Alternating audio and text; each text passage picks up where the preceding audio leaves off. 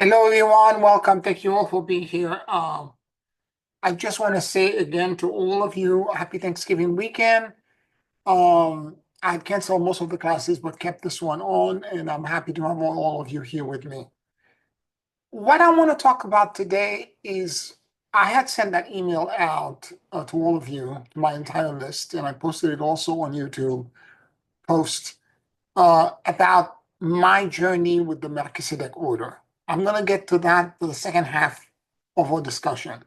Initially, what I want to talk about is um, two conversations I had with clients over the past week or 2 weeks, as you should say. One is that a client reached out to me that I had not seen in a while. Uh, and after receiving that email, and said something interesting to me that I kind of know but didn't expect. That one of the reasons that he had been distant is because some of my challenging predictions were kind of dark. And um, I've been reflecting a little bit about this because I remember the first time I got these predictions and channeling, let's say 2014, 2015.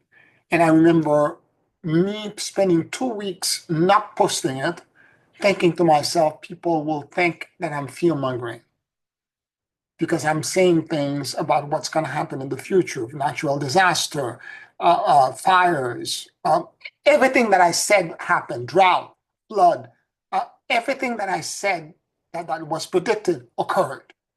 But at the time, I sounded like I was uh, um, Chicken Little that was screaming, "The sky is falling."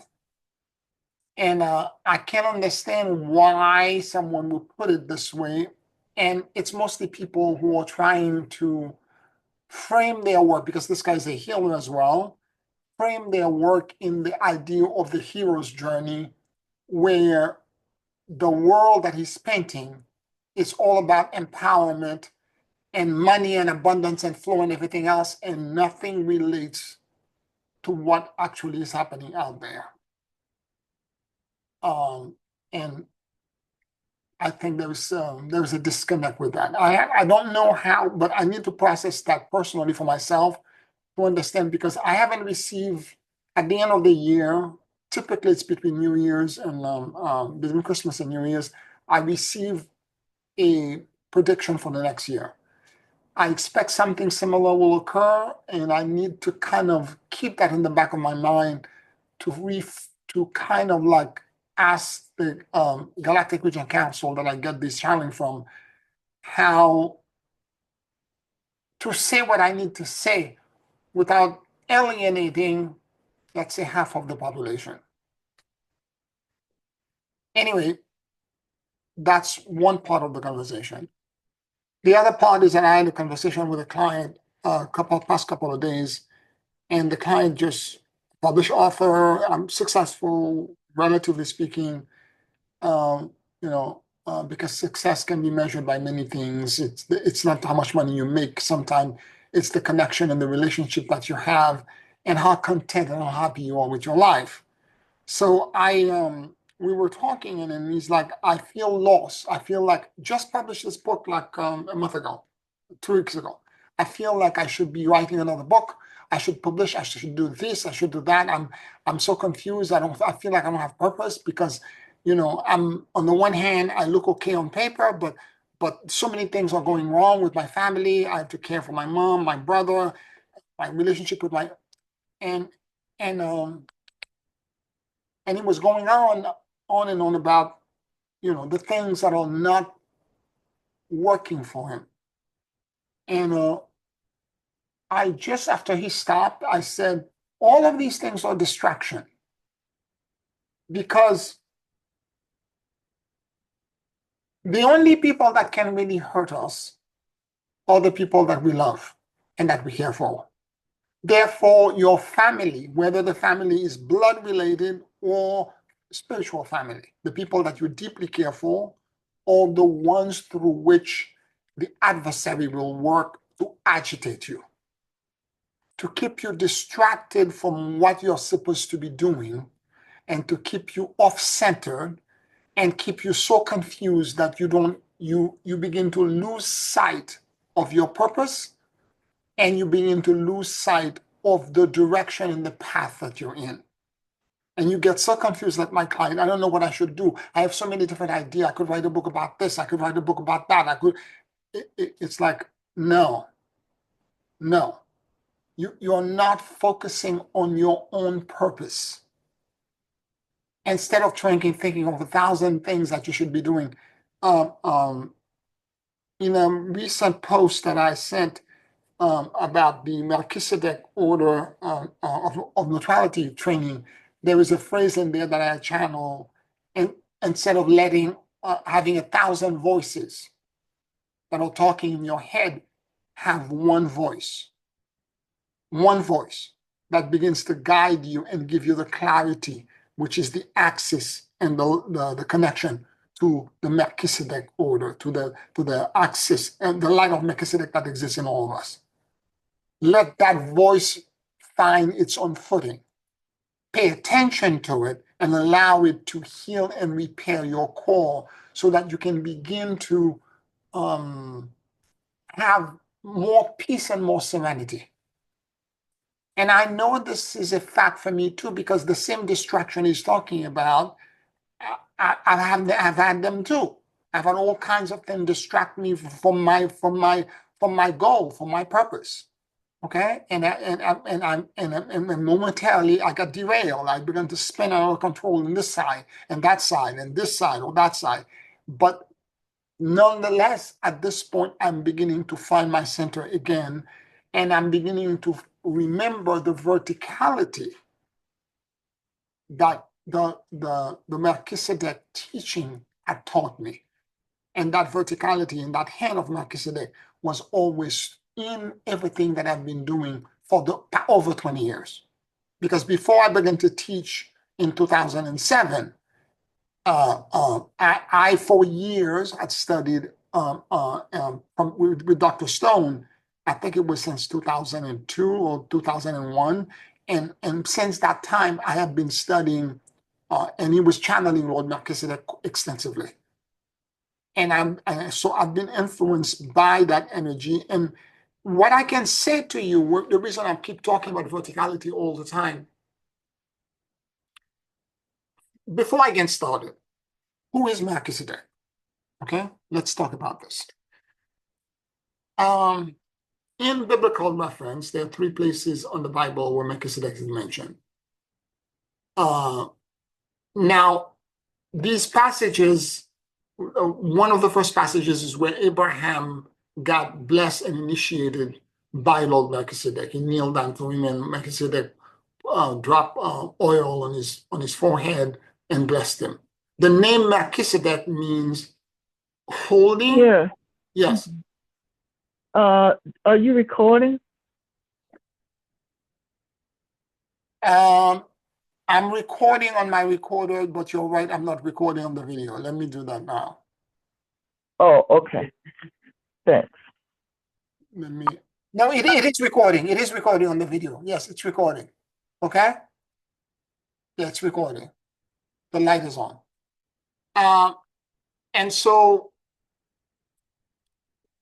the idea of the Melchizedek order is that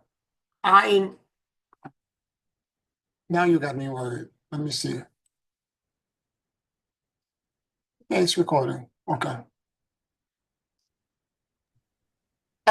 So the Melchizedek order, who is Melchizedek? Melchizedek is the soul. So in the biblical reference, he's the name Melchizedek means holy or righteous. And in the description around the biblical description of Abraham, he's also not only a priest, a high priest, he's also the king of Salem. In Hebrew, Salem translates as peace. So he's the king of peace. There happened to have been actually an actual building that some people are saying is actually the place where this biblical character. Uh, um, uh, they found a ruin that they believe to have been a place where Melchizedek may have initiated and blessed people, as an aside. Of course, he was also connected to Jesus, the Master Jesus, and there are other contemporaneous, other sources that confirm the existence of this being. Not only around the time of Abraham, but around the time of Jesus, there was always a Melchizedek. Now, Melchizedek is supposed to have no mother or no father. And it's a being, I don't know, that's sprung from the sky in that description, but in a deeper meaning, it's a being that has no attachment to earthly mother or earthly father. So it means that it's a being that's non-attached to everything in the physical reality. It's a being that exists in a celestial connection to a higher order of things. We know, for example, from a deeper cosmic understanding, that Melchizedek is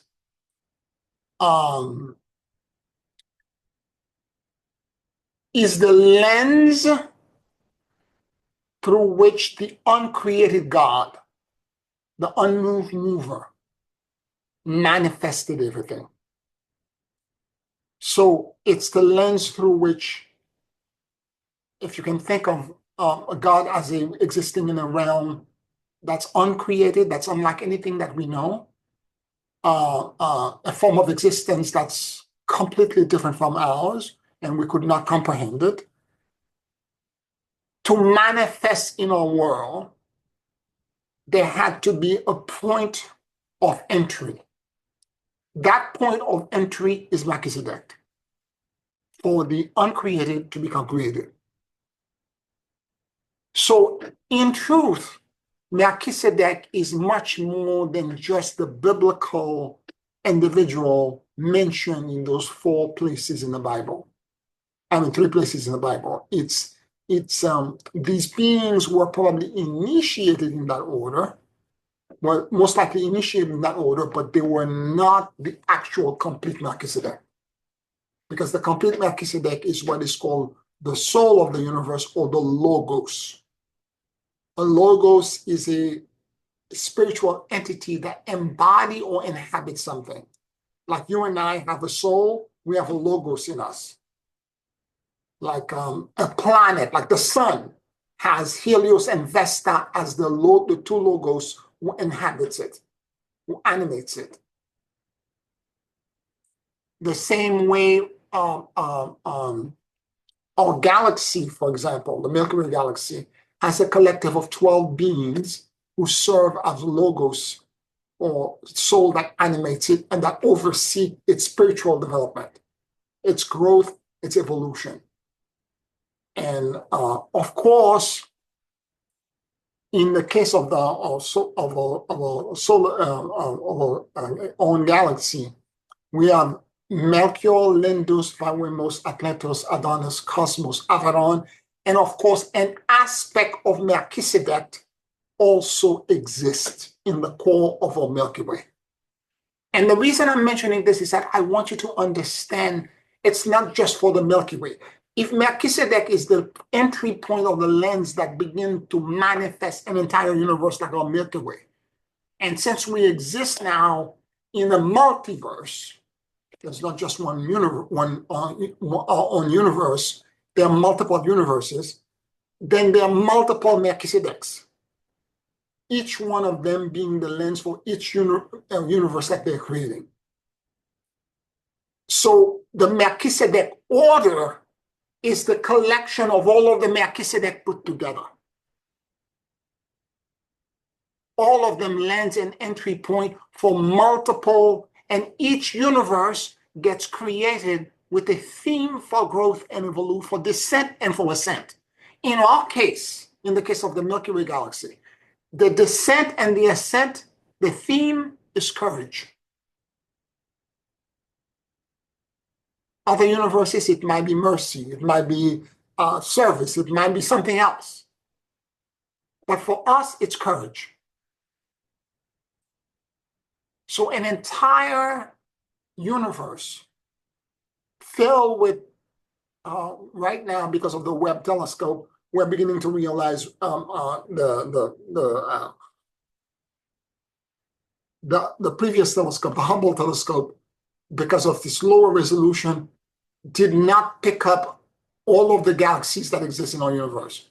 So we might have 500 billion or more galaxies, because areas that the old telescope saw as blank and being empty, when that high resolution telescope, the Webb telescope, photographs it, there are all these other galaxies that we're seeing. So in the center of every galaxy, in the governance, the spiritual governance, the soul that inhabits, that are allowing evolutionary growth for sentient life in all these galaxies, they oversee it and make sure that we don't do as sentient separate beings, because we have Melchizedek in us too. There is not one being and one thing that exists in our universe that's not overlight by Melchizedek. So there is an aspect of Melchizedek in all of us, in all plants and all animals and everything, but equally present in the governance of our entire galaxy. There is also an aspect of Lord Melchizedek that's in there. So in addition to Lendos, Vivemos, Atetos, Adonis, Cosmos, Avalon, there's an aspect of Melchizedek, right? And the same is true of all of the other galaxies that exist, the more than 500 billion galaxies that exist in our own universe. There's an aspect of Lord Melchizedek in all of them. So therefore, and when we talk about, let's say, for example, the Emerald Cloister of Melchizedek, we're talking about a collection of all the lanes or entry point for the multiple universes as a cloister.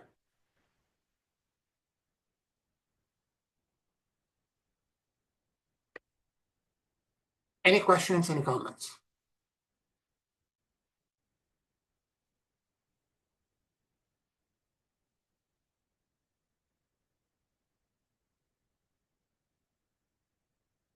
So to be a Melchizedek, and this is where I'm going to go even deeper. To be a Melchizedek is Yeah, yes. just a minute. I just wanted to ask, does it always come in multiple of 12, or does that matter? You mean at the core of the Milky Way, of various galaxies? Yes. Yes, they always come in as 12. Yes, because the way dimensionally everything fragments. Not all of them are Melchizedek, but Melchizedek is always present amongst the 12. Okay. Not all of them are Melchizedek. I mean, they are not, they have their own personality. They have the Melchizedek light in them. For example, Melchior, who is our own logos at the moment. How do I describe this? Okay. Bear with me for a moment. Our Milky Way galaxy is flat, more or less. It has a thickness of 100 light years across, but it has very few other stellar and stars above or below. And if you can think of a pie as an analogy, there are 12 galactic elders that oversee the governance and the spiritual evolution of each one of our entire galaxy. Think of a pizza that's being sliced. So there will be slivers or slices that are going to be cut out. And each celestial or galactic being will oversee the evolution of one slice.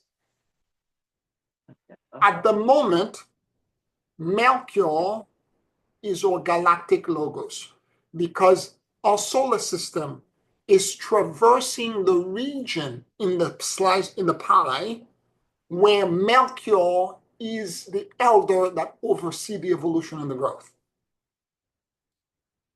But since the solar system is rotating around the galactic core, the galactic core is in Sagittarius B. That Sagittarius B point that has a black hole and light shooting up and down this vertical axis, and the pi is rotating 252 million years to make one galactic year, one rotation. At the moment, as we are passing through the region where Melchior is the regent at the moment, he's our logos. But he too was a being like us, probably a soul that evolved to become a galactic elder over time. And he too has a Melchizedek axis and connection to Melchizedek that exists in him. Now, having said this, giving another 60, 120 million years, another 62 to 100 million years, our own solar system will have now traversed, because it's rotating clockwise around the core. It will rotate out of the region that Melchior is the logos for. And the adjacent region, we're going to be traversing it, and we're going to get, and our region will become the galactic master that occupies, or that is responsible for that slice. Did that make any sense? Yeah, I mean, yes, it does. I mean, it's a lot, but it does. I do understand what you're saying on a level, but thank you. But I just have to reflect on it and think about it a little. Yeah, because the information is quite extensive, and it's not something that, it's not part of a normal lexicon, a normal language and conversation. Okay, those are Right. deep inner secrets, and I'm trying to share that information with you to give you a background as to who is Melchizedek. Okay, Yeah. he's everywhere, he's Thank in you. everything, but in that regency, there is a section, a pie, where an aspect of Melchizedek incarnated not as the core that exists inside Melchior, Lendus, Raiwemos, Atlantis, all these other masters, but there's an aspect of Melchizedek that he's completely responsible for. Mm-hmm. Thank you. Okay? Yeah, could I ask a question, please?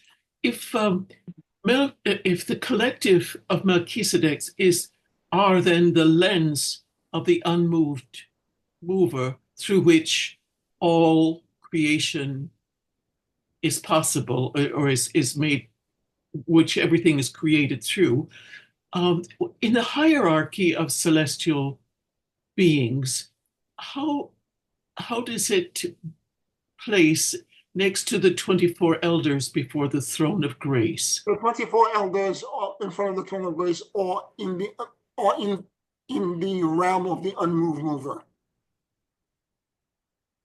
Are in the realm of Yes. the mover. What does that mean in terms of, does They don't exist in the Melchizedek, physical universe as we know it.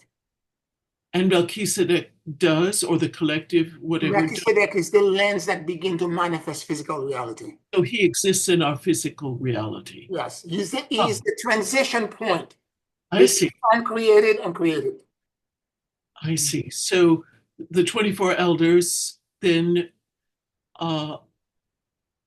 Exists in the uncreated. and the uncreated, and they operate or function as well through the lens through which Melchizedek.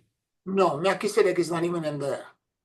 Oh, so They completely exist. If you can think of the throne room of God, the throne room of God where the 24 elders are surrounding the throne room of God, that whole thing exists in the uncreated.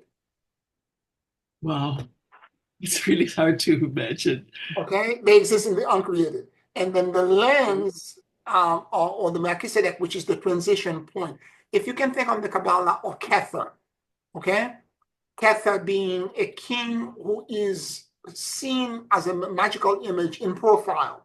And the reason is in profile, you're only seeing half of his face. It's because half of his face is looking at the uncreated, the unmanifested, and another half is looking at the manifested. Mm. This is the way Melchizedek is. Oh, so he's got a foot in both worlds. Yes. Okay. And what do the 24 elders then do? Are they part of the? They are the 24 elders, or you can think of them as God's seed. I'm going to use an analogy. That's the only way I can explain this. Okay? Yeah, I know It's not an exact fit, but it is close enough to give you a sense of what it is. If you have an apple and an orange, and you cut it and you find a seed, that seed has the potential to become an apple. Mm-hmm. The 24 elders are like 24 God's seed that surround the actual throne room of God, of the uncreated. Oh my, so there might be multiple gods. Well, which came first, the seed or the fruit? It's like the chicken or the egg. Yes. Okay. So they have the potential to become that. Now, in us, the vestige of the 24 elders or 12 pairs of cranial nerve that sits around our pineal gland, that surround our pineal gland. This is why when we were doing the exercise of the monadic merger, and we're looking at the mandala and the 12 o'clock point, the 1 o'clock point, etc. And as you're doing all of this connection around the clock, as you're sitting in the middle of it, you begin to feel all kind of sensation in your head. Mm-hmm. It's because as you're doing the exercise of calling these forces and asking them to connect and to reveal to you who they are and what they are, the actual 24 elders that exist in that uncreated realm begin to vibrate and resonate. And they click off in your brain the cranial nerve that corresponds to them. The macro and the microcosm. That's correct. That's fascinating. Thank you. You're welcome. Any other questions or comments?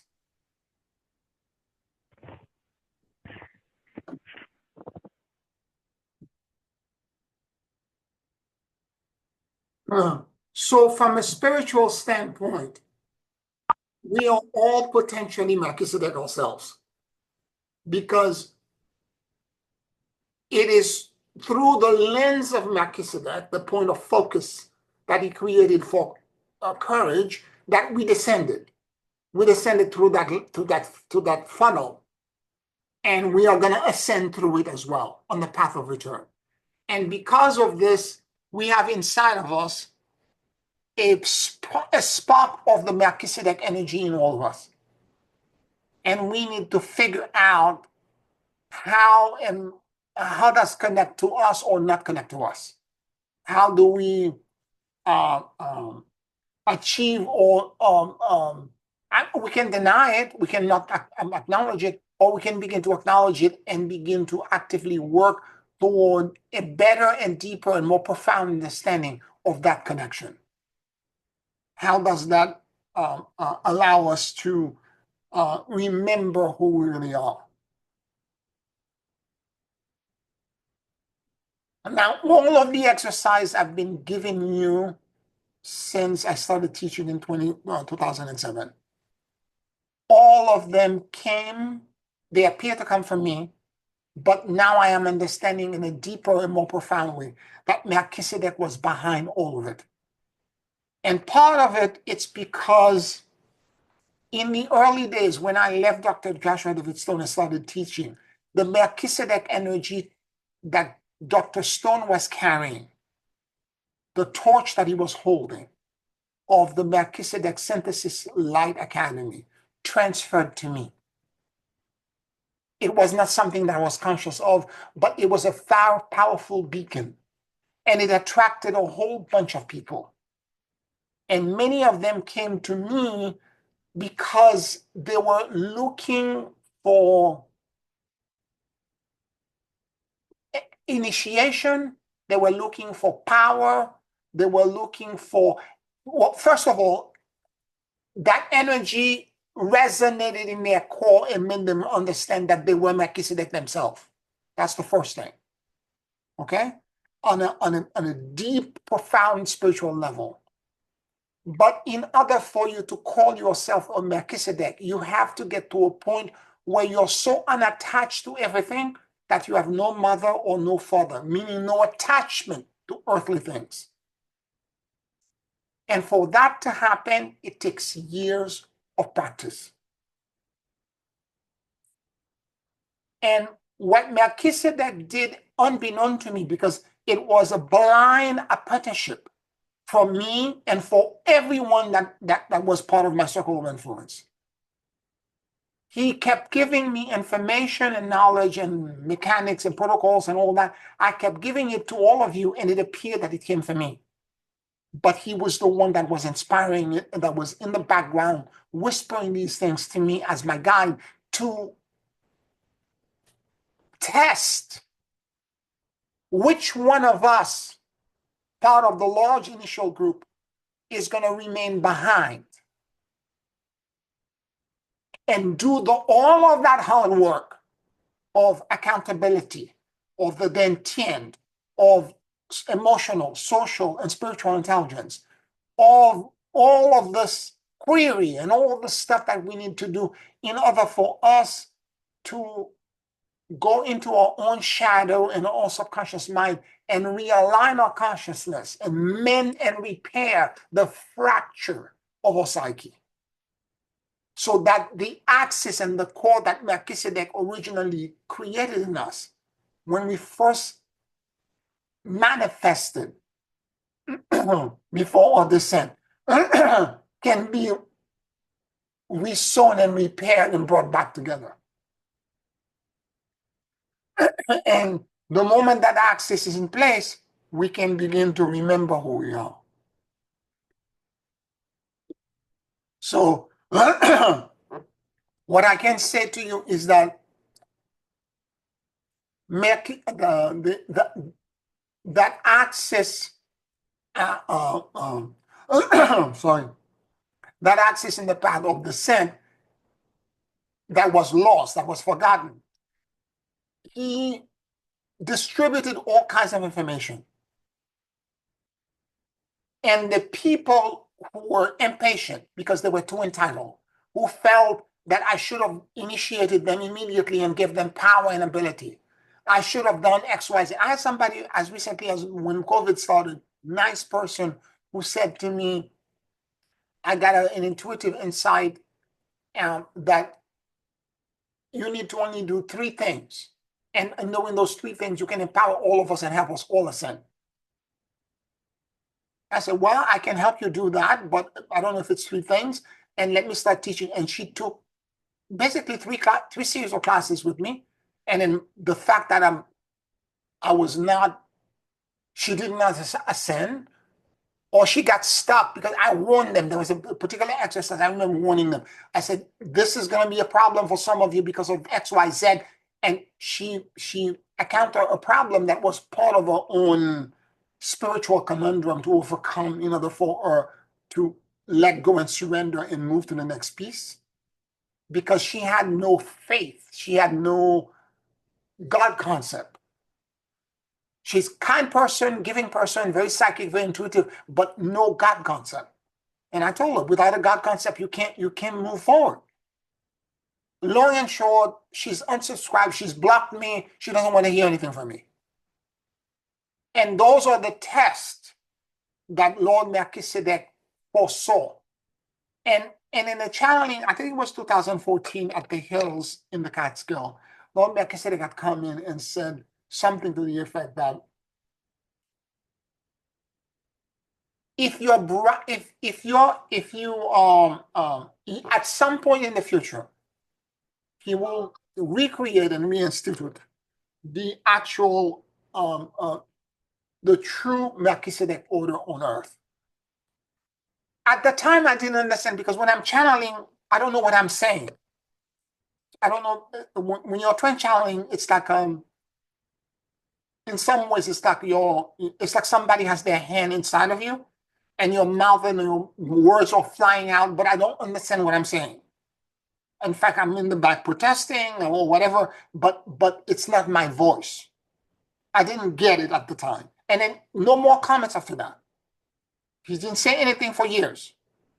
And he kept giving me information here and there that I would pass on, and people were dropping off because it was too slow. The grandiosity, the initiation, walking around saying, I'm a priest or priestess of Melchizedek. I am this, because it gives them a sense of superiority, that they're better than everybody else. They were not getting it. I remember in the early days when my council, my original council of 12, had over 19 or 20 people in it. Melchizedek came and asked me to send a simple email and said to me, I want you to send an email asking everybody in the council to email you back and let you know that they really desire, their goal, their ultimate goal is to ascend. I sent the email out. In 24 hours, 6 people dropped out and accused me of all kinds of things. They called me and yelled at me and tell me it was coming from my ego. These are the people that, and now in hindsight, when I'm now understanding from 3 weeks now, when Melchizedek is coming back and telling me openly now, I'm gonna come in and teach. I'm gonna come in and dispense information from a restored Melchizedek order of neutrality. And as he said this, he also revealed to me this is the reason why he did what he did. The blind apprenticeship is to test the ego of all the aspirants, of all the would-be, the potential, to see if they would actually remain behind and go to the rigor that's necessary to shift their psyche and heal before the actual teaching began. It's not that teaching did not begin, but there is a preparation that needed to happen. And the preparation was the actual test. So a whole bunch of people just dropped out. A whole bunch of people dropped out. Because they didn't have the patience, they wanted the grandiosity, they wanted the initiation, they wanted the power, they wanted, and there is all of that. There will be grandiosity, there will be power, but Melchizedek kept repeating to me on the past couple of days, last week, with great power comes great responsibility. To be a Melchizedek is not only an honor, but it's a tremendous amount of responsibility. It's not just about you thinking that you're better than anyone else. It's about a tremendous responsibility for service work. For all the people that are now in your care, that you need to mentor, that you're going to be spiritually responsible to guide. Because now the direct connection you have to this lens will now, you're going to have to be now, for the people in your circle of influence, the connection of that lens to them, because they don't have they are disconnected to it.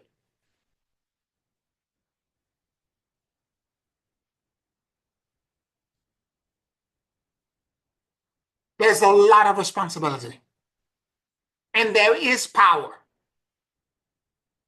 in a sense of ceremonial and celestial magic, power in a sense of banishing time and space, power in a sense, and I've shared some of this stuff, the preliminary of some of this stuff with you. And I know there's more to come from Lord Melchizedek.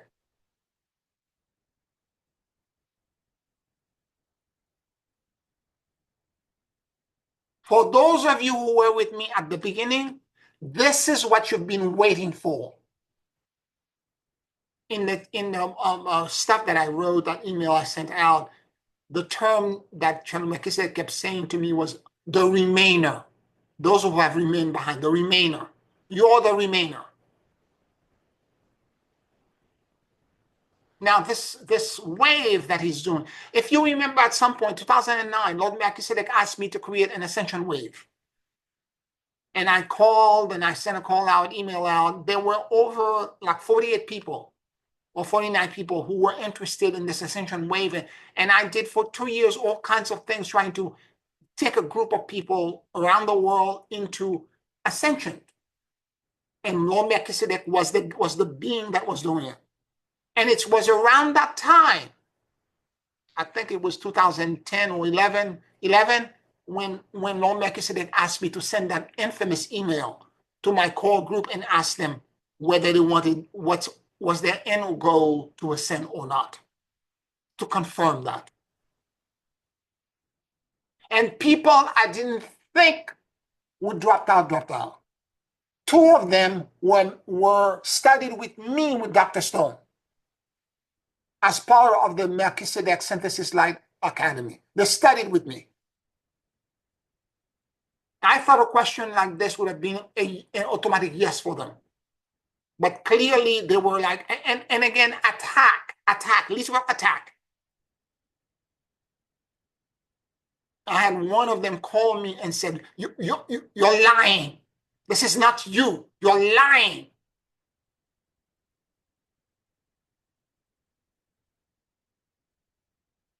Melchizedek didn't come to you. You're the one that's doing this. It's your ego. I'm like, wow. Wow. All of these people had agenda. They had personal agendas, and they were looking for something that I personally could not provide. And that simple sentence that Lord Melchizedek asked me to reveal their real agenda, and they dropped out. And that was the attrition, the normal attrition. And there were multiple of those that happened over the past 17 years. Any questions, any comments? Yes, Pierre. What is striking me while you speak is about the vessel. If the spirit of Melchizedek was to fill the vessel need to be worthy of that spirit, right? It's like the new wine in old skins allegory. If the vessel is not worthy, that spirit could not only not function properly, but it might destroy the vessel. It might backfire on that vessel. So it's not only a case of restriction until you meet certain requirements, maybe, but so that the service that you then are committed to can be manifested. You cannot operate a car even if you put gas in it, if the engine is not working, right? You have to have the vessel prepared for the journey that it's going to take. It seemed to me, as you were speaking, that it's all about the vessel being ready.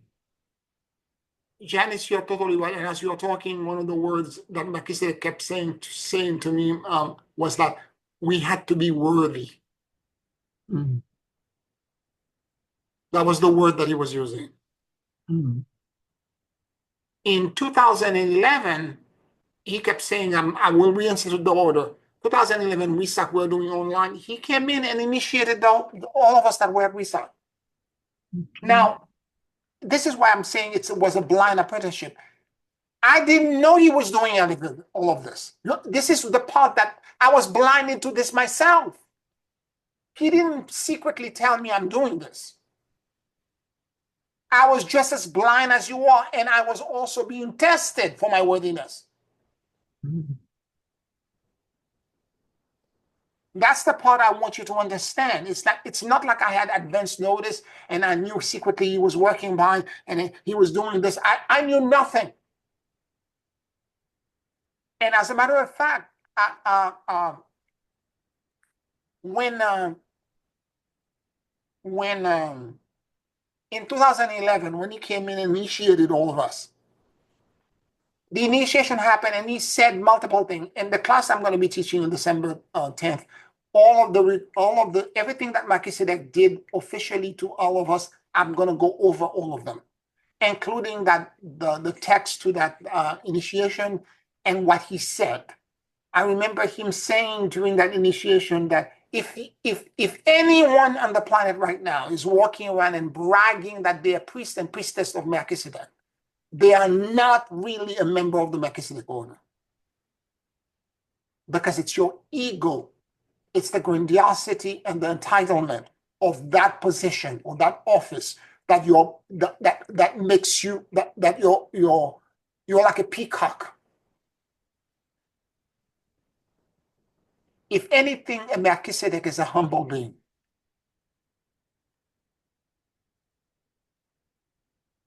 And so I'm reminded of all of this, and I realize that there were, and the lens, if Dr. Stone was holding a lens of synthesis where he was bringing all religion and all belief system into one thing, Melchizedek, if you think about the cloister I'm talking about, multiple facets, so one courage, one mercy, one whatever virtue you can think of, gratitude, etc. All these universes are being created. The lens that Dr. Stone was holding or trying to bring forth was the lens of synthesis, because for him, for his own promise and purpose, he had to help merge all religion and belief system into one. The lens I'm supposed to bring is neutrality. And I have to tell you that I got tested multiple times in my life to combat, to battle. And I keep saying this all the time. The reason I walk away for conflict a lot of time in my life, it's not because I am afraid of combat. It's because I am trying to protect you from my wrath and for what actually exists inside of me that is highly destructive. And moreover, in things that I've done in past life. And in this lifetime, I somehow intuitively knew that I am battle fatigue. I am battle fatigue and I need to choose a different path. And this is what Melchizedek saw in me, and this is why he passed the baton to me.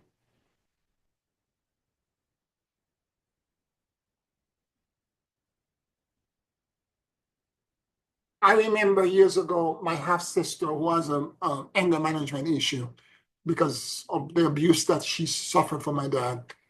One morning on mass media, I think it was Facebook or Instagram, I don't remember which way, as a status, she puts in heavily medicated for your own protection. And I started cackling so hard because I know her. And I know what she means, because she's taking something, because without it, anything would set her off. And when she goes off, she levels everything. She doesn't care. She levels everything. And so there's a part of that that exists in me as well. And I have done a tremendous amount of effort. And in the class that I'll be doing, I will be talking about neutrality extensively. Melchizedek, for sure, the teaching of Melchizedek, but also the lens of neutrality. What does that mean? What does that mean? Is neutrality being like Switzerland and not getting involved in anything? No. Does that mean that you walk away from the injustices of the world and you socially and ethically do nothing? No. It means that you're seeking reconciliation and conflict resolution. That's what neutrality means to me. It's not you being, I'm not getting involved in this, I'm not getting involved in that, I'm not taking side, I am engaged, but I am, if for whatever reason, what I am engaged, the path, the social, ethical path I'm engaged with in the world does not work out to my favor, I don't lose my head and become Linda Blair with my head spinning all around. I don't start foaming at the mouth. God's plans is constantly changing. I have preferences, but I don't have attachment to the preferences. If it doesn't work out, I focus on something else and I surrender everything to God and I let God's plan work itself out. Think about socially and politically right now of something that's happening in your life. I don't want to get political. I'm talking abstractly. I don't focus on things. I had preferences. Things didn't work out the way I wanted it. I let go. And I'm not watching nothing. I'm praying. I'm focusing on my inner connection to spirit, to Lord Melchizedek, and I'm letting God figure out how everything is gonna land.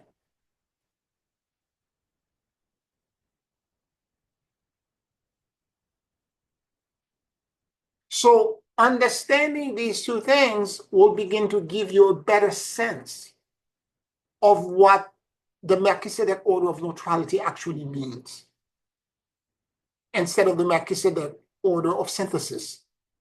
We're bringing the energy of neutrality, which is the non-attachment that we need in order for the true path to the new earth to begin to reveal itself. Because without that revelation, without that new path, humanity cannot. First of all, most of humanity don't even know what neutrality is, because our entire world is bipolar. Everything exists in contrast, black or white, this or the other, male, female, positive, negative, light, day. It's one or the other.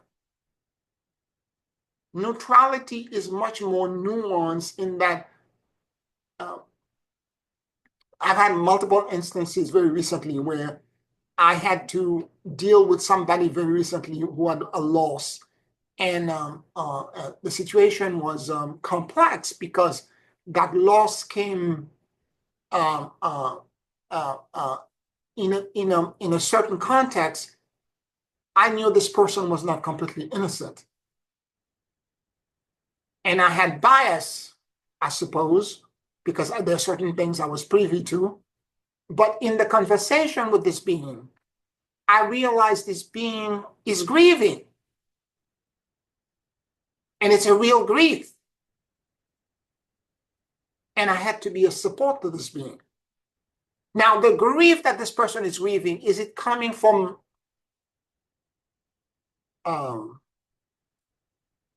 what I would say a love for something in the way that I understand love to be? Or is it a lesser version of love? Is it guilt? Is it something else that this person is missing, rather than what I would consider on my position to be my, if I had a loss like this, to be my grief? Irrelevant of this, he's in pain, he's suffering, and I will mentor him. Do you see what I mean about neutrality? It's like there's so many nuance. I could have said, I'm biased against you. I don't want to hear anything from you. But there was real grief there. Any questions, any comments? Would you speak for a moment about neutrality, which you describe? Well, first of all, the theme of our universe is courage. Yes. Neutrality is your focus, or is that Earth's theme at this level? And if we get past this transition to a new world, will the new world, the new Earth, have the same theme? The new Earth is probably still in the same universe. It may be parallel. You could go parallel realities. I suppose that could be in a different universe. It's a complex question. I don't know how to answer this, that part of the question. But the theme of neutrality, it's Okay. It's a very myopic way in which we exist in the bipolar world to think that everything is either black or white. It's electron and proton. Because in the universe, in a subatomic level, there is neutrinos and no neutron. So there exists other frequencies and vibration that are out there that humanity in the entrapment of a 3D existence of survival cannot see or perceive easily. But everyone on the ascension path, the Buddhists call it non-attachment. I call it neutrality. You have to get to a point where you're no longer being triggered to become reactive, emotionally reactive about everything that's happening around you. And run around and, like I was talking to my client earlier that was saying, I have all this attraction, my sister, my brother, and this, my mother, and this thing. And you're so reactive to everything that if you were calm and disconnected and give it a pause, you would have probably have the clarity and the insight to seeing the wisdom out of this and how the test is being applied to you and where and so the theme for growth is still courage, but the courage will come by you having the courage to let go of your triggers and your bipolar emotional inflation and move into neutrality. Right. Okay, got it. So Melchizedek, his theme for, I'm not asking this correctly, is his theme for us neutrality in our current Earth? Or is that? I see what you're saying. Okay, so, all right, how do I explain this? A being that's that vast and that immense, although the theme for growth for the entire universe is courage, but there are multiple ways for us to learn that courage. Mm-hmm. If you can think of, the analogy would be to think of a jewel that is multifaceted.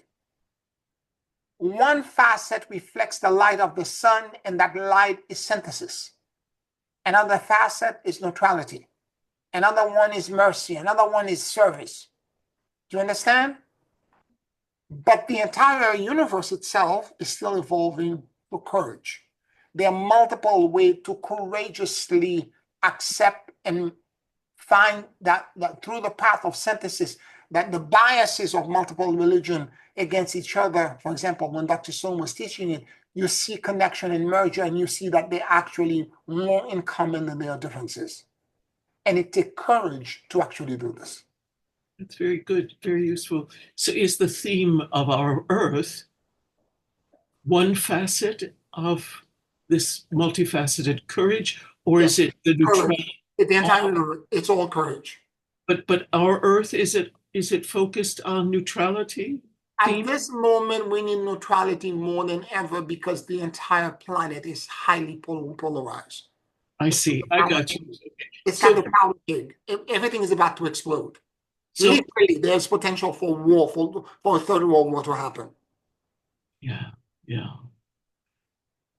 So the energy of neutrality is needed, direly needed. I got you. So every galaxy, every planet in this universe shares the same Yes. Multifaceted theme Yes. of courage.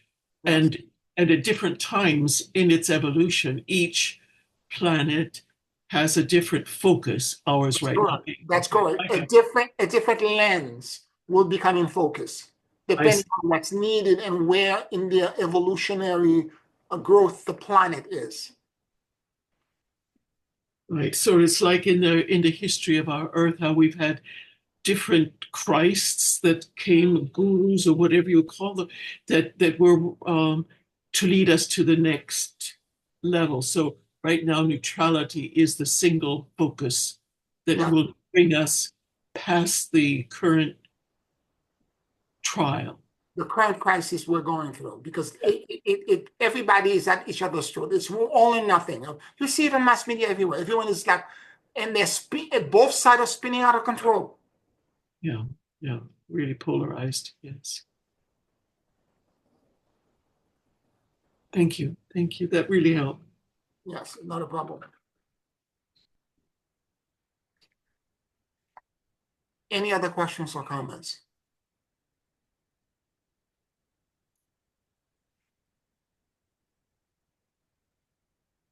So the idea of being a Melchizedek is one that's, Right. yes, go ahead. I'm sorry. Okay. The if we focus on neutrality within us, then we don't we we don't be concerned about what else is going on because we can't change that. Is that correct? Correct. Okay. Thank you. But Bobby, it's complex. Okay. I understand. Okay. For the past 17 years, for those of you who've been with me since 2008, 2009, 16, 15 years, I've been teaching you about neutrality. The degree to which you become neutral is still evolving in you. Right. Okay. It's not a static point. There's not one point where you stand and you say, I'm neutral. Because guess what? Another test is going to happen in the world, in the universe, where you're going to realize, wait a minute, I'm not that neutral because I'm feeling a certain way about this. Right. Okay. I'm getting agitated by this and I'm feeling a certain way and I want to slap somebody. Okay? Oh, You see what I'm okay. saying? But yeah. So, the point that Melchizedek was doing by giving us this blind apprenticeship, including me, is there is a certain degree where a percentage of your psyche is reassembled and you're so neutral that he feels safe to openly begin to teach us the real teaching of the Melchizedek order. okay. Thank you. Because we are so used to the practice. Every time now, if I go out of control and I'm emotional for maybe a day or two, I catch myself. I'm like, wait a minute, you're spinning out of control. You're not neutral. Okay. Go back to the foundation. Why don't you know what to do? Count to 10.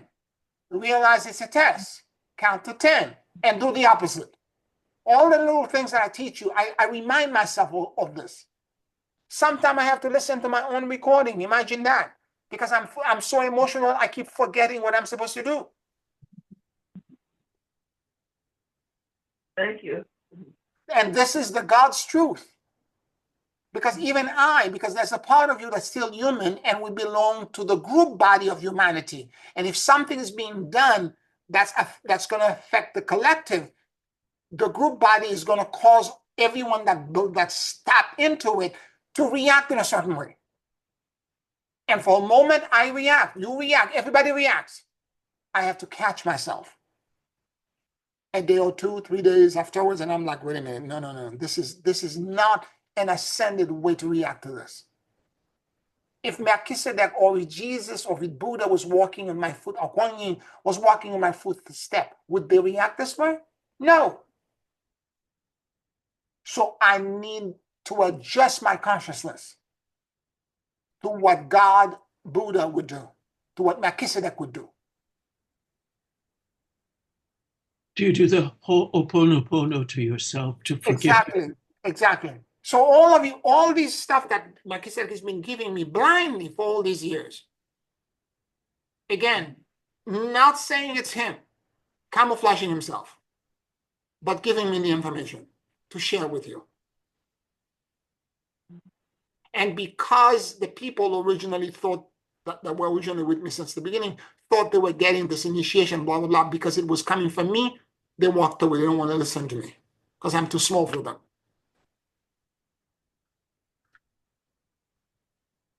Well, they lost out. That's their loss. because the real teachings are here now, and Melchizedek was all along doing this. Because the previous attempt that he made to bring a true priesthood of Melchizedek on earth with people who were aligned and calm, in ancient times it happened, like in the biblical time with Abraham, with Jesus and all that. But in more recent time, people were so connected to their ego and what initiation and the plaque that you're going to get that says I'm a priest or priestess, all of that just to show it had nothing to do with the merit of your soul and your worthiness to be a Melchizedek, which would be to be righteous and holy. Because that's what Melchizedek means. And ultimately, the ultimate initiation of Melchizedek is that I'm going to become Pierre Melchizedek, and you're going to become Janice Melchizedek, Esther Melchizedek, Bobby Melchizedek, Celidia Melchizedek, Kit Melchizedek.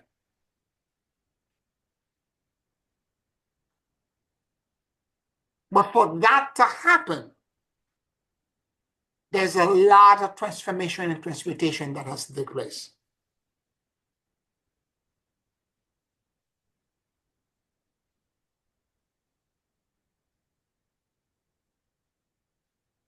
And ultimately, is it not a path to service, really? It's not a trophy you put on your shelf or a certificate to hang on the wall, but it is the doorway through which you are then equipped to serve. Janice, what you're saying there is so profoundly true. I want to bow down to you and kneel. Okay? Because past the 8th level initiation, the moment you pass 7 and you go into 8, no one can evolve and progress any further, because 12th level initiation is the Christ initiation. No one can go any further unless you're serving. And it literally means prayer for the world. If there is no service, there is no ascension. All of these people who are doing ascension mechanic and ritual and this or the other, who are not serving and not sharing with the world, they are not ascending. It's all lip service. It's all ego-based. There is no real ascension taking place. They're not connecting in any way to Melchizedek or to the Christ energy.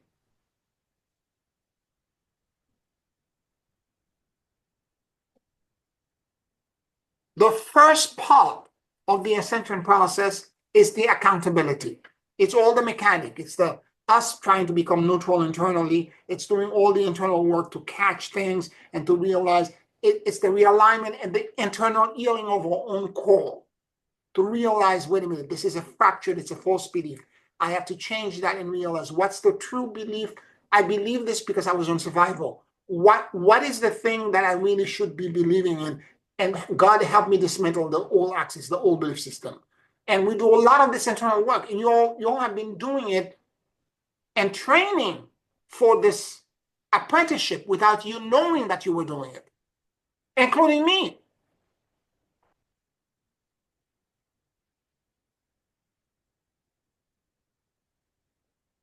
And so right now, the second part is service. If you're not praying for the world, if you're not praying for the people that are in your care, if you're not being empathetic without, again, permission, I've gone over all the protocol. Permission has to be given, all that, etc. And sending love and asking for world peace, because the planet is literally in danger. Between now and 2030, the whole planet is in profound danger.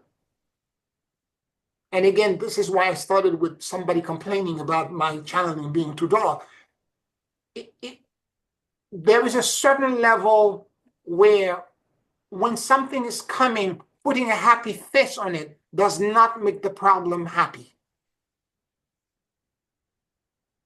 And there's a certain reality check for us to understand that, okay, there are some issues that are coming, and there's group correction that needs to happen, and there's personal correction that needs to happen as well. Now, the personal you've been doing for a long time, now as a group. Now, this is why the training is so important for me now, is that part of the stuff that Melchizedek will continue, order of the Friday will continue to do, aside from also re-emphasizing the us healing our core, but it's also the collective and group work that we need to do. We need to pray collectively, group prayer, for the world, for the planet.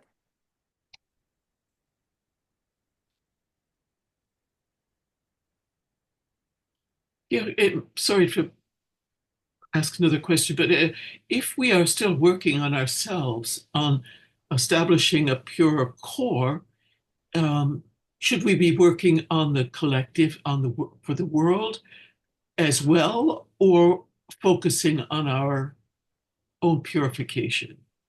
Janice, you've been doing this since 2009. Trust me, you're better than anyone else that's out there in the world that just has found this material. You're ready. Mm. Yes, you're not perfect. I'm not perfect. I have my moments.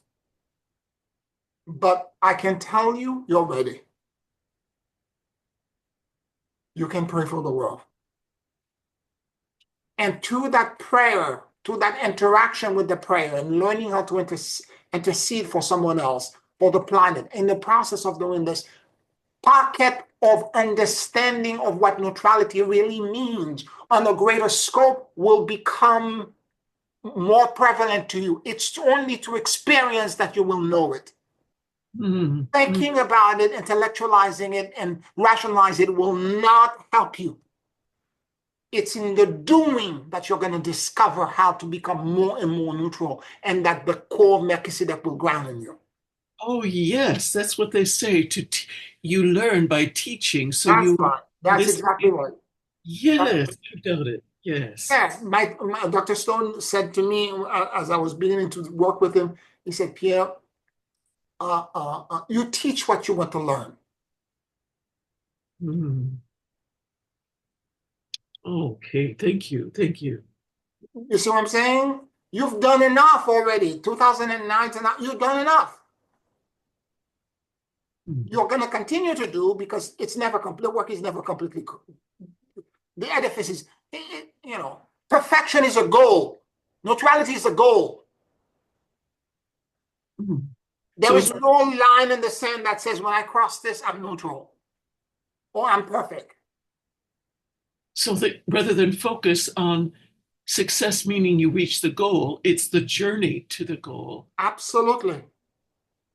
And right now, in order for you to continue on that journey of neutrality and of anchoring that energy, it's service. I appreciate that. Thank you. Sounds beautiful. Yeah. And in the process of giving, of expressing your generosity and your love and your compassion, it's going to open your heart and make you understand neutrality in a completely different way. Like I was describing for this example of this grieving person in my life very recently, I had a bias going in.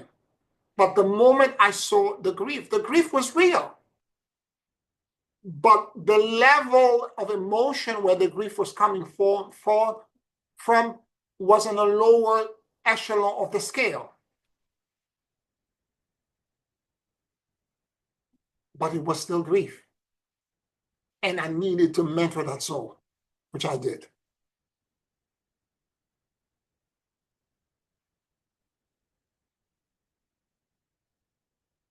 The moment I saw the grieving, I dropped my bias. I'm like, this person is really suffering.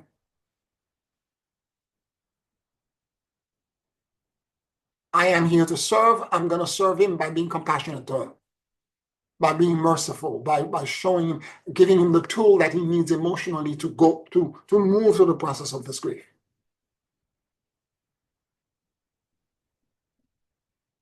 Without empathing without, you see, when you judge people too much, this is why, whilst the certain things were going on, I kept saying, I'm judging, I have to stop. It's because if you judge, while this is going on, if I judge the person too much, too harshly, I'm no longer neutral. And whatever attachment that they have will jump on me. Do you see what I mean, Janice?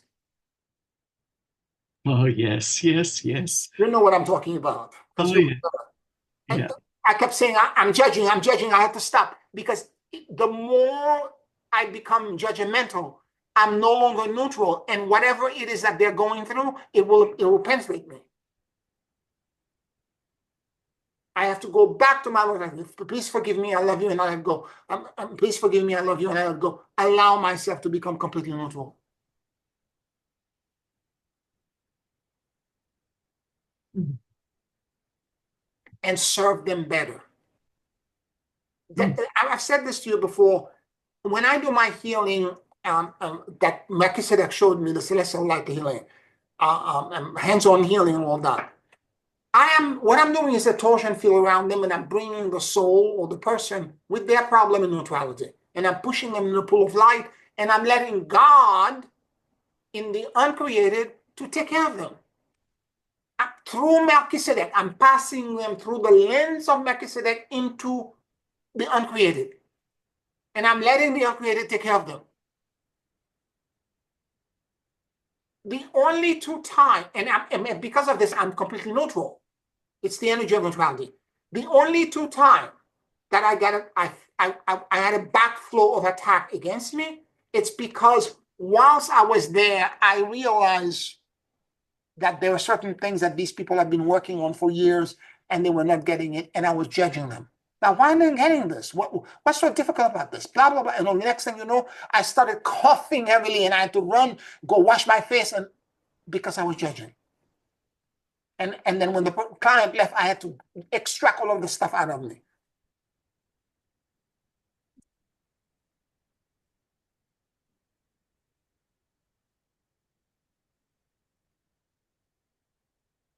Neutral particle do not react with anything else that's polarized. If an atomic particle or molecule is minus 10 and the other one is plus 10 and all that, neutral particle or zero charge. Therefore, they don't interact with anything. Nothing can touch them. If you're neutral and you're mending and repairing and bringing somebody in that neutrality so that they can unbind the links that are disempowering them, it will unbind. But if you're judging them, you're no longer neutral. That attachment will come to you.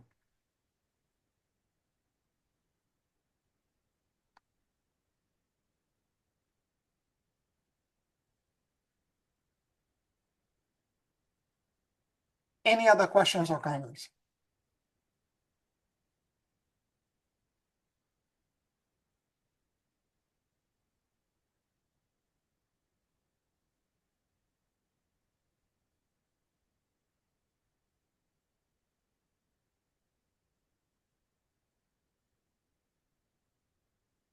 All right, let's take a 5-minute break and then we'll do a closing meditation. 5 minutes.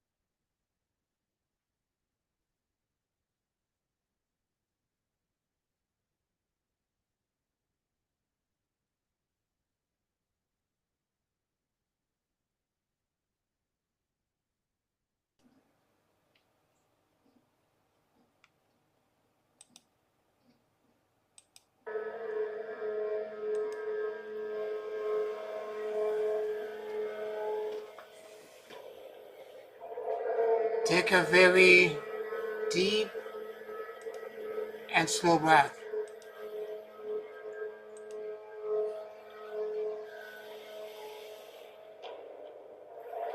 And as you inhale and exhale deeply and slowly,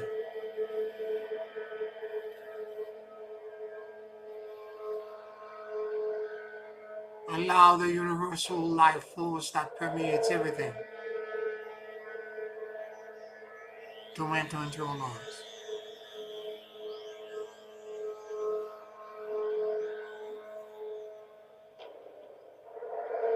Keep breathing deeply and slowly.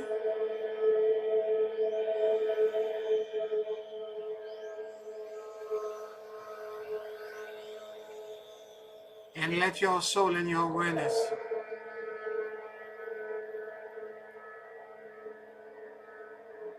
drop in the middle of your chest.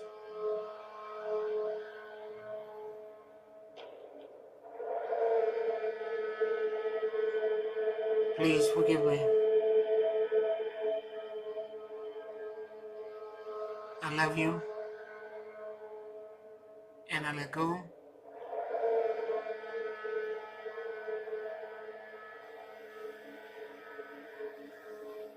Please forgive me. I love you. And I let go.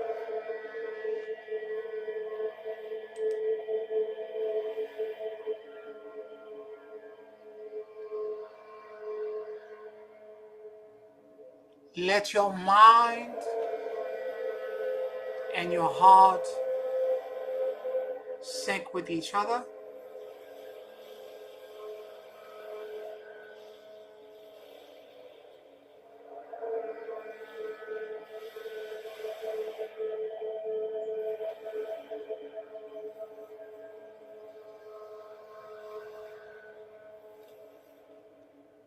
Keep breathing deeply and slowly.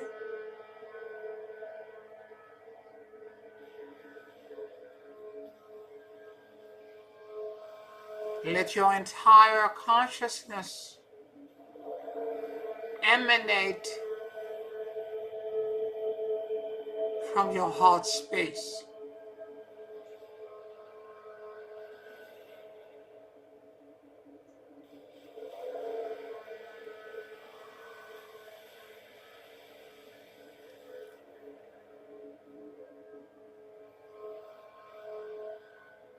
Keep breathing deeply and slowly.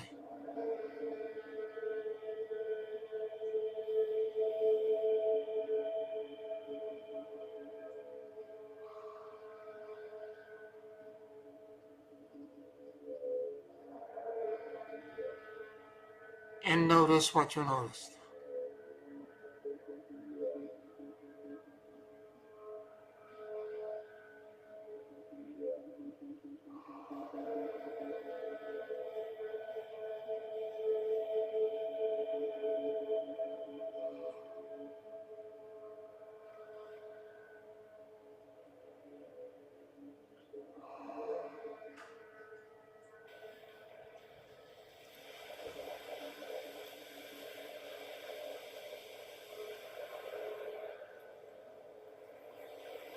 Keep breathing deeply and slowly.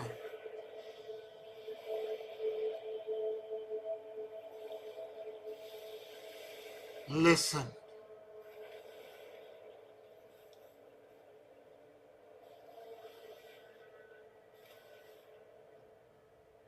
Listen as if the more than 50 trillion cells in your body had ears.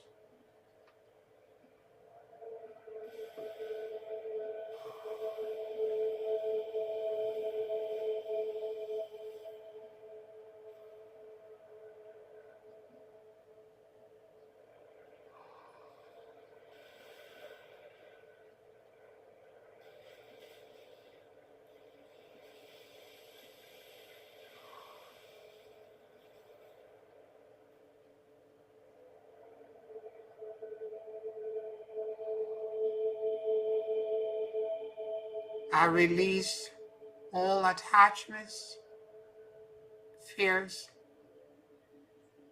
and control.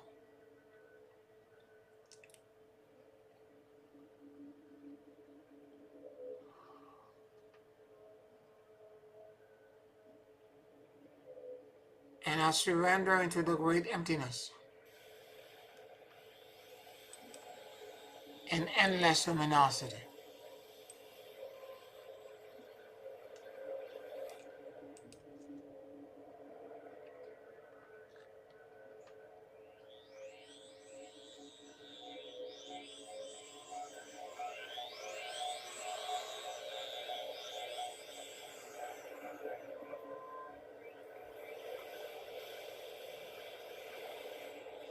I release all attachments, fears, and control.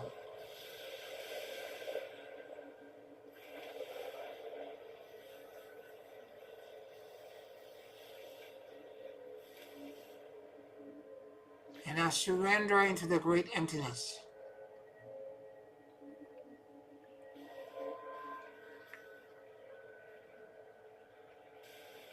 and luminosity. I release all false beliefs. I release all false accesses. I release all fears.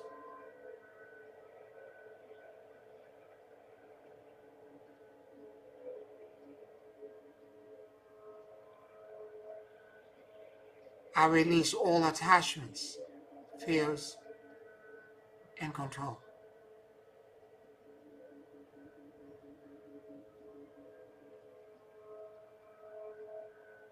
And I surrender into the great emptiness and endless luminosity.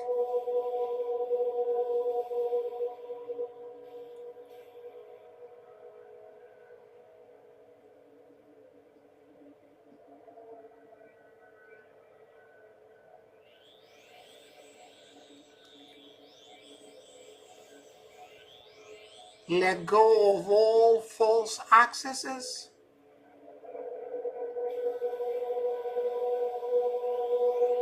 of all personal agendas that are keeping you away from neutrality.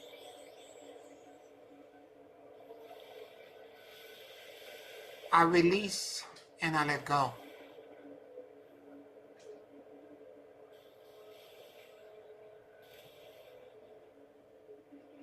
I release and I let go all polarizations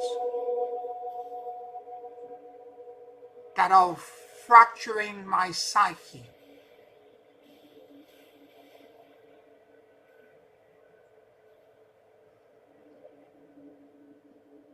I release and let go. I release all fears of climate change, of political and social unrest, of war.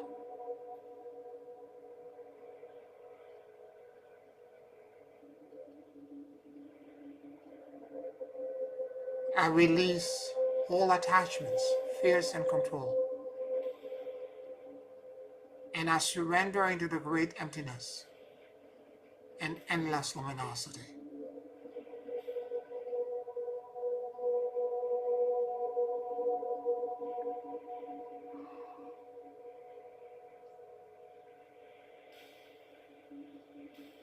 I release all items that are beyond my pay grade to solve and repair.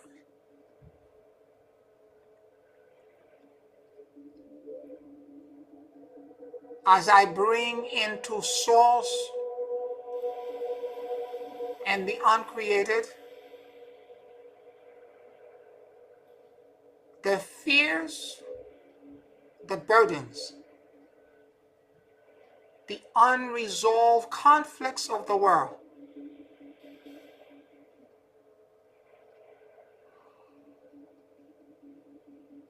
All emotional entanglement with friends and family members. I bring all of them into source.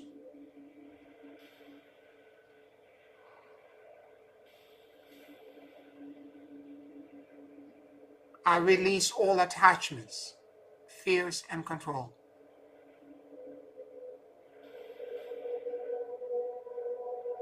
And I surrender into the great emptiness and endless luminosity.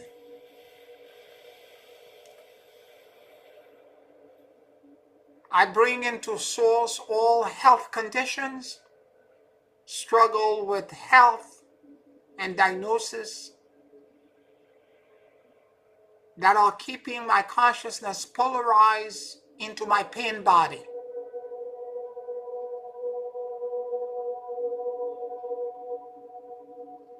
I bring all of it into the uncreated and infinity times infinity. May all condition, big or small or unsurmountable as per the 3D reality, be brought into source and let the blessed field untie the knots of karma, of attachments, of control.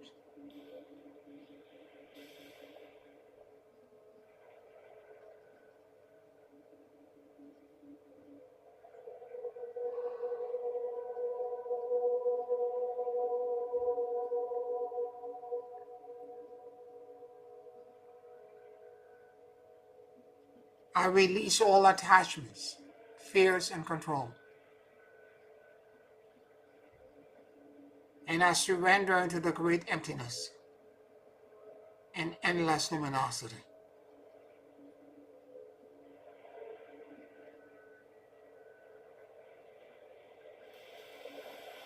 May infinity times infinity heal and repair all inequities, unbalances,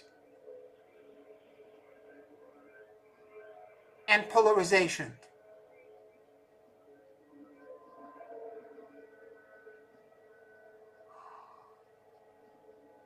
May equilibrium and balance be restored in all things.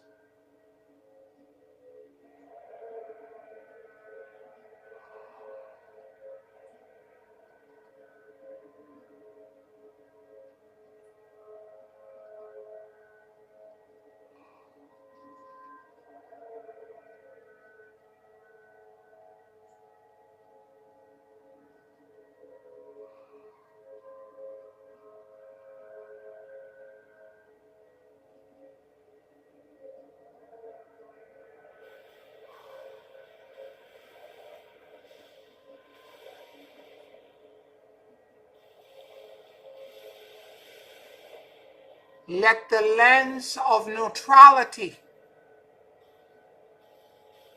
from the Melchizedek order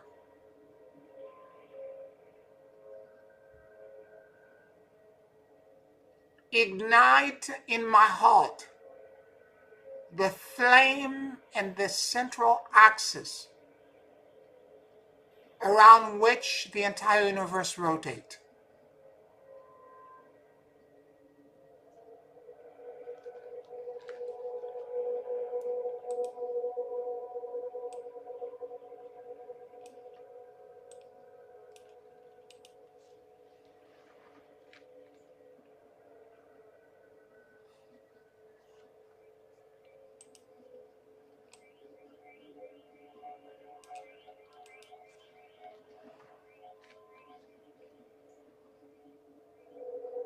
May the rod of Melchizedek be restored in me, the vertical axis to neutrality, clarity,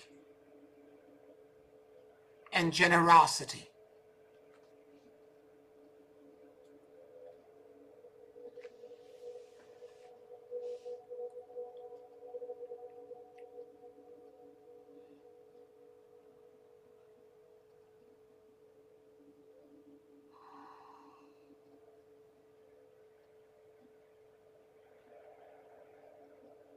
And from the roots of Amen,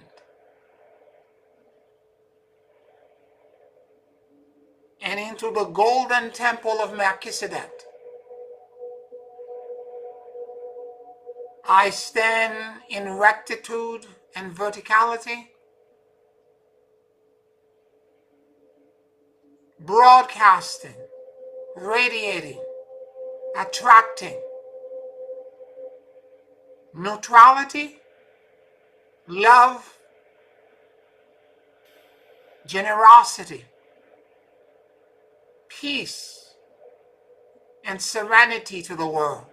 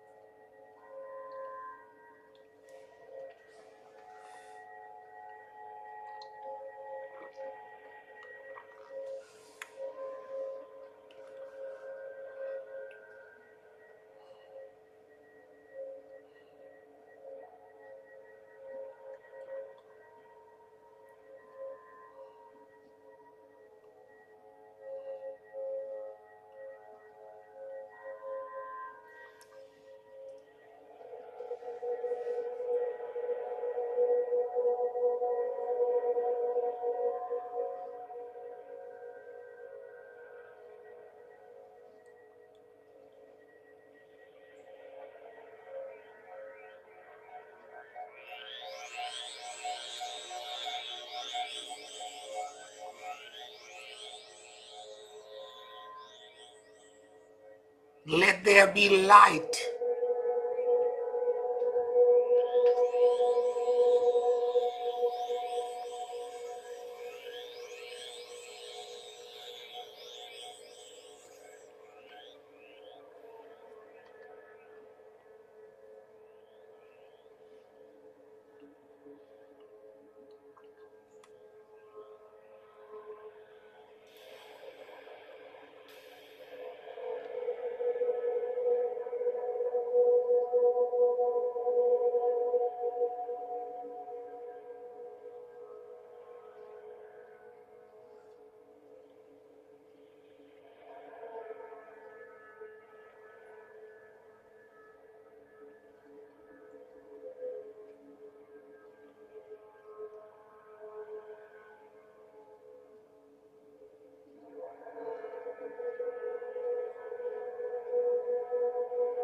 May every sentient being be blessed by the rod of Melchizedek of neutrality.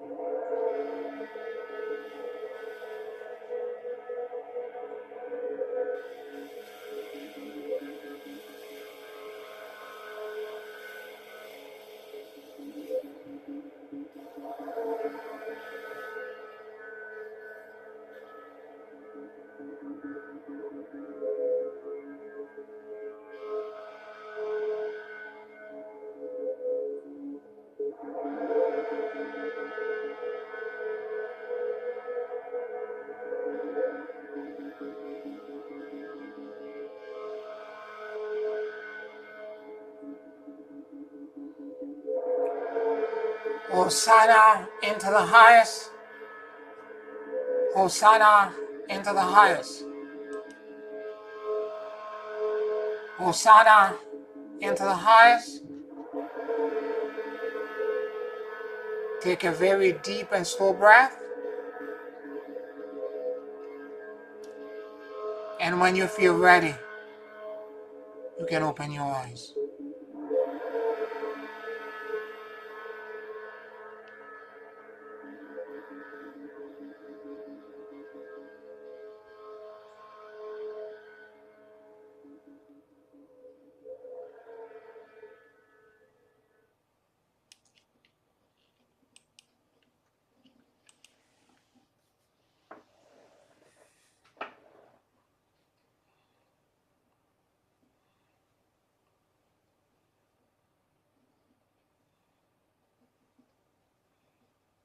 Thank you, Pierre. Thank you for the class that's so vitally important and for that beautiful meditation. You're welcome, Janice. You're welcome. I want to thank all of you for listening to me tonight. If you're listening to us on YouTube, like this video, subscribe to the channel to increase the algorithm for more people to follow us. In Patreon, thank you for your support. I'm sending you my deepest love. Thank you, everyone. Blessings to all of you. Have a good night, and I'll talk to you next week. Blessings. Good night, everyone. Love you all.